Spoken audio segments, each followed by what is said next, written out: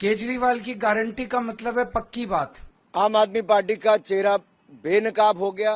छात्रों को फ्री बस का सफर दिया जाएगा और दिल्ली मेट्रो में उनको 50% कंसेशन दिया। अगली गारंटी आध्यात्म के क्षेत्र की है। इस तरह से बाबा साहब अम्बेडकर की प्रतिमा के साथ दुर्व्यवहार किया गया है। ये है घोषणा पत्र आम आदमी पार्टी का। एक तरफ केजरीवाल सोमवार को दिल्ली चुनाव में आम आदमी पार्टी का घोषणा पत्र जारी कर दलित और मिडिल क्लास वोटर्स को साधने की कोशिश में थे, तो दूसरी तरफ अमृतसर में रविवार को बाबा साहेब अम्बेडकर की मूर्ति पर हुए हमले के मुद्दे ने केजरीवाल की इस कोशिश पर पानी फेर दिया है। बीजेपी ने इस मुद्दे को जबरदस्त तरीके से उठाया है। दिल्ली बीजेपी अध्यक्ष वीरेंद्र सचदेवा, राष्ट्रीय महासचिव दुष्यंत कुमार गौतम जैसे बड़े बीजेपी नेताओं ने बाबा साहेब अम्बेडकर की मूर्ति पर हुए हमले को लेकर केजरीवाल और पंजाब सरकार के खिलाफ विरोध प्रदर्शन किया, तो बीजेपी सांसद अनुराग ठाकुर ने आम आदमी पार्टी को दलित विरोधी बता दिया है। आम आदमी पार्टी का चेहरा बेनकाब हो गया। आपदा वाले दलित विरोधी हैं। एक भी राज्यसभा का सांसद दलित नहीं है। उप मुख्यमंत्री बनाने थे दलित समाज से, वो नहीं बनाए। इनके दो मंत्री गौतम जी, राजकुमार आनंद जी, जो दलित समाज से आते, उन्होंने इस्तीफा दिया कि आम आदमी पार्टी दलित विरोधी है।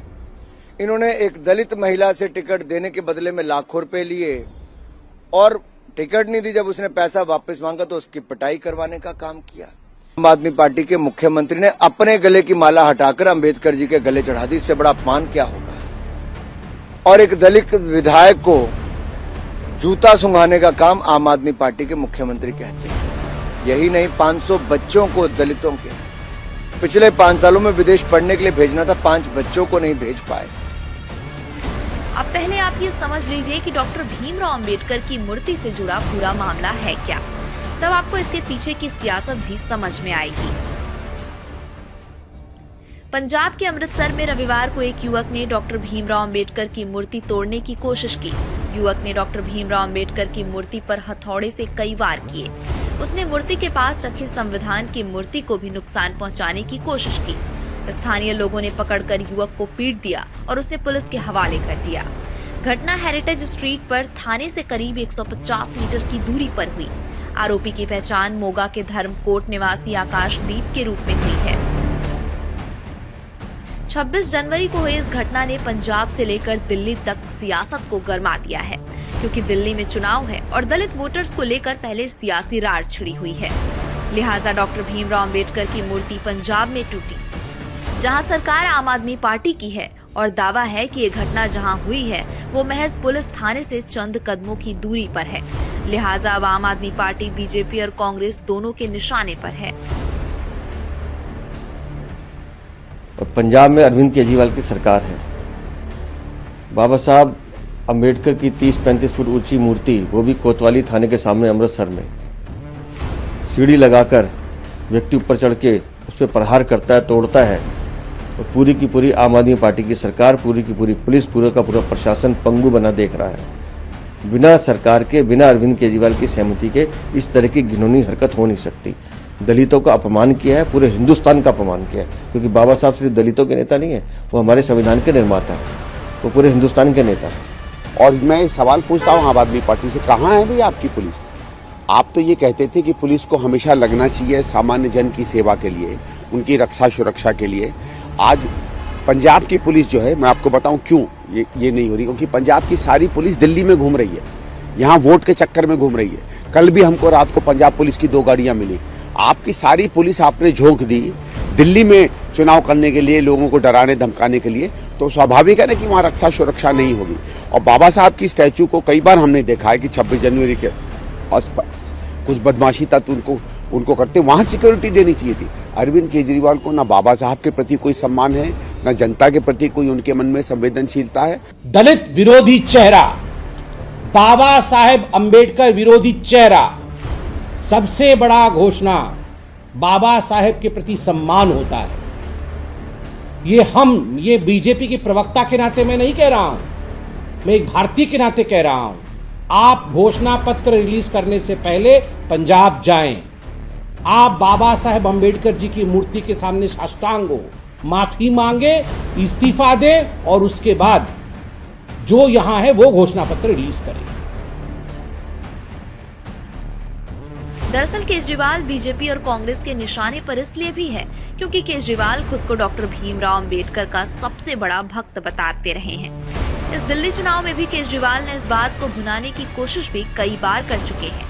लिहाजा अब जब उन्हीं की पार्टी के सरकार वाले राज्य में डॉक्टर भीमराव अंबेडकर का अपमान हुआ तो केजरीवाल चौतरफा घिर चुके हैं और इसी कारण आम आदमी पार्टी के घोषणा पत्र की चर्चा से ज्यादा डॉक्टर भीमराव अंबेडकर की मूर्ति का मुद्दा गर्म है। हालांकि केजरीवाल ने घोषणा पत्र में 15 वादे किए हैं। पहला, रोजगार की गारंटी। दूसरा, हर महिला के खाते में 2100 रुपए दिए जाएंगे। तीसरा, 60 साल से ज्यादा उम्र के लोगों का मुफ्त इलाज। चौथा, पानी के गलत बिल माफ किए जाएंगे। पांचवा, 24 घंटे पानी की सप्लाई। छठवां, यूरोप जैसी सड़कें। सातवां, यमुना नदी का जल साफ करेंगे। आठवां, डॉक्टर अंबेडकर स्कॉलरशिप योजना। नौवां, छात्रों के लिए बस यात्रा फ्री, दिल्ली मेट्रो में किराए में छूट। 10वां, पुजारी और ग्रंथी को हर महीने 18,000 हजार रुपए। 11वां, किराएदारों को मुफ्त बिजली और पानी। 12वां, सीवर ठीक करने का काम। 13वां, ऑटो टैक्सी और ई रिक्शा चालकों को बेटी की शादी के लिए 1 लाख रुपए। केजरीवाल ने घोषणा पत्र जारी किया तो एक बार फिर से केंद्र सरकार पर अपने पिछले कार्यकाल में किए हुए वादों को ना पूरा कर पाने का ठिकरा फोड़ा। केजरीवाल की गारंटी का मतलब है पक्की बात, उसमें कच्ची बात कुछ नहीं होती है। जैसे ये लोग कभी कहते हैं संकल्प पत्र, कभी कुछ, सबको पता है वो फर्जी होते हैं। जनता पार्टी, कांग्रेस पार्टी, ये दूसरी पार्टियां जो हैं, ये चुनाव में जो भी घोषणाएं करती हैं वो चुनावी जुमले होते हैं, वो अलग अलग नाम से करती हैं। जैसा भी सौरभ भारद्वाज जी ने कहा कि हम लोगों ने गारंटी शब्द इस्तेमाल करना चालू किया, तो अब इन्होंने भी गारंटी शब्द इस्तेमाल करना चालू कर दिया। गारंटी शब्द को भी बर्बाद कर दिया इन्होंने, वो भी इन्होंने। हमारी फरवरी 2020 में सरकार बनी, मार्च में कोरोना हो गया, 2.5 साल कोरोना चला। उसके बाद इन्होंने फर्जी जेल का खेल खेला हमारे साथ। कभी सतेंद्र जैन जेल में, कभी मनीष सिसोदिया जेल में, कभी संजय सिंह जेल में।